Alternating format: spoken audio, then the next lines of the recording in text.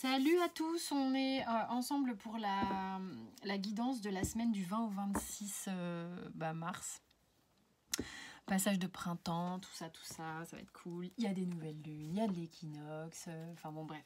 Il y a la totale, il y a des changements planétaires de malade, pour ceux que ça intéresse au niveau astro. Et nous, on va aller regarder ce qu'on a dans les énergies cette semaine. Qu'est-ce qu'on a comme énergie cette semaine avec la triade? Quelles sont les énergies de la semaine? Intéressant. Il peut y avoir des choses qui sont bousculantes dans le bon sens. Oh, ça bouscule, ça bouscule, ça bouscule, ça bouscule les kikis. Mais c'est pour la bonne cause. Sans doute, hein. C'est jamais pour des nefs là. Alors, qu'est-ce qu'on a? On a ça, ça, ça, ça. Ok. On a le retour en dos de deck. Alors, retour d'une situation, retour d'une personne, attente. Ça peut vouloir parler de plusieurs choses. Retour sur soi aussi. Le fait de replonger dans quelque chose. De fermer une boucle, bien que je dis ce qui vient, même si c'est pas forcément cette carte qui me parle de ça habituellement. Quoi qu'il en soit, il y a des strates sont dépassées, sont franchies, j'ai le mot franchir. Il y a quelque chose ici qu'on arrive à scinder. Il y a eu des choses qui étaient comme scindées en deux. Peut-être qu'on arrive à regrouper. Ouais, c'est plutôt ça le truc. On arrive à récupérer quelque chose. Enfin bon, on va voir un peu pourquoi, qu'est-ce qui se passe, tout ça. On a ici peut-être une nouvelle, une annonce, une nouvelle ou quelque chose qui vous impacte. Ça peut être des prises de conscience, ça peut être un effet d'annonce, quelque chose qui va vous bousculer. Ok, vous allez être bousculé. Alors, peut-être alors, dans quel sens ça me parle?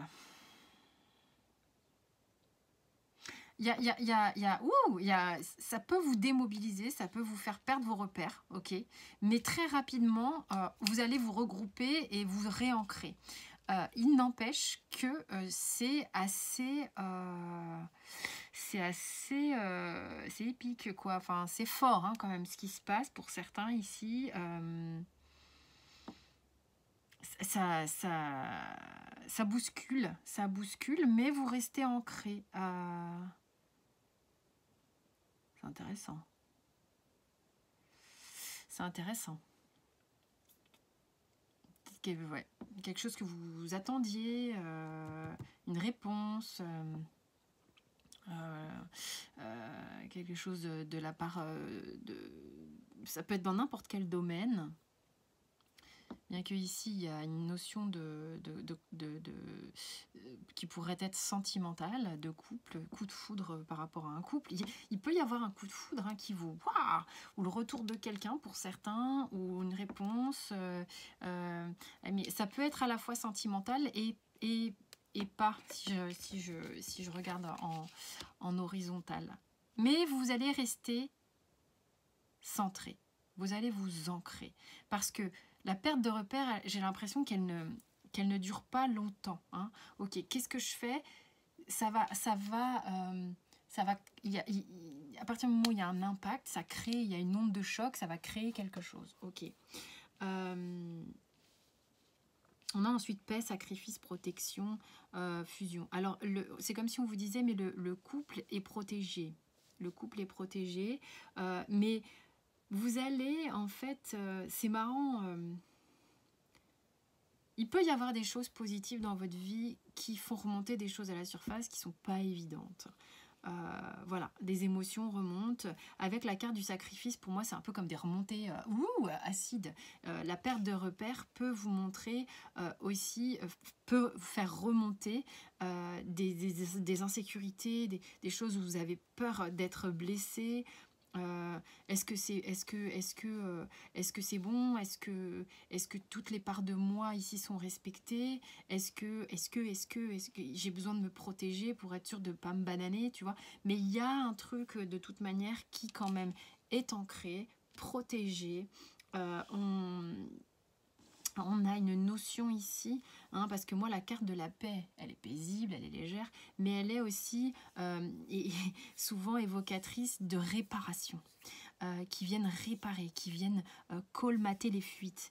Ok, donc on vient faire la paix sans doute dans un couple par rapport à quelque chose qu'on avait le sentiment d'avoir égaré, de s'être sacrifié, de ne pas avoir été complètement soi peut-être, de venir réparer des choses qui remontent ici. Et donc en fait, bon, on dirait que cette semaine, il y a du mouvement, il y a quelque chose qui est avancé, annoncé, fait, produit, qui crée une onde de choc. Ok, ça va faire bouger les choses, restez bien ancré. Vous êtes vraiment protégé. Ok, donc ça c'est plutôt vachement bien. Concrètement dans la matière, ça se traduit de quelle façon? Alors, le tarot cosmique est magnifique, mais les cartes sont vraiment épaisses et grandes, donc je suis obligée de le mélanger en plusieurs fois. Et maintenant, on va demander concrètement, il se passe quoi cette semaine? Ok, il y a quelque chose ici. On arrive à sortir d'une forme de labyrinthe dans lequel on était avec le hiérophante ici, sur une situation qui n'était pas claire, sur une situation dans laquelle on avait besoin de s'extirper. Il y avait quelque chose qui n'était pas net. D'accord, avec le 7 d'épée, on a besoin de faire le ménage pour que ce soit clean. Parce qu'il y a des zones d'ombre, il y a des zones de sacrifice, il y a des zones de c'est pas clean, c'est pas... Ouais, bah c'est un peu la carte souvent où on est dans la trahison, dans la fourberie, dans le mensonge, je te subtilise des trucs, tu vois. Donc là, je pense que on est en train de sortir d'une situation, hein, parce qu'avec le hiérophante, on trouve son chemin. Qui est visiblement lourde, mais on est appuyé, on est vraiment, pour moi le 10 de bâton avec le tarot cosmique, on est appuyé vraiment par le monde spirituel, c'est la carte qu'on a ici. Donc dans une situation où il y avait des choses qui n'étaient pas claires, pas complètement révélées, il y a peut-être des révélations ici où vous êtes vraiment appuyé pour un nouveau départ avec le magicien. C'est-à-dire qu'en fait, après, vous avez toutes les cartes en main. C'est magnifique pour savoir exactement où vous voulez aller, ce que vous voulez faire, ce que vous voulez créer, comment vous voulez créer, avec quelle énergie, l'énergie que vous avez, vous, en fait. C'est-à-dire que vous vous débarrassez peut-être d'une énergie qui était casse-pied ici avec le 7 d'épée pour vous diriger. Et on voit bien hein, que... Putain, vous tenez la barre, quoi.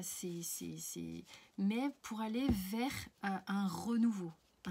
Un renouveau avec le magicien. On redémarre, on démarre un cycle.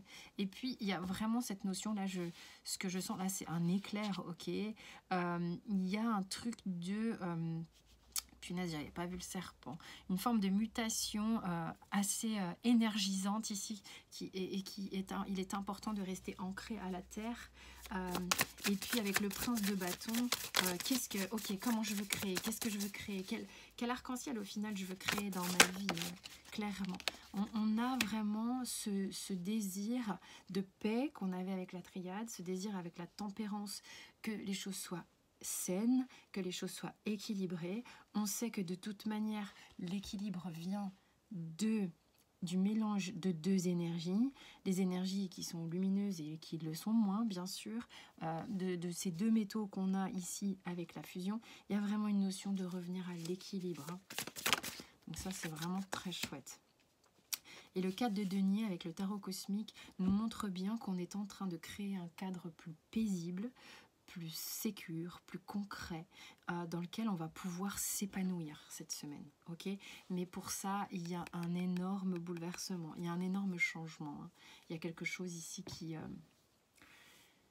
qui était sur des doutes, c'est ce qu'on me montre là, et qui crée, il y a quelque chose qui bascule, il y a un énorme changement pour aller vers quelque chose de beaucoup plus sécure, beaucoup plus stable, beaucoup plus serein, paisible. On a vraiment cette notion d'aller vers du paisible.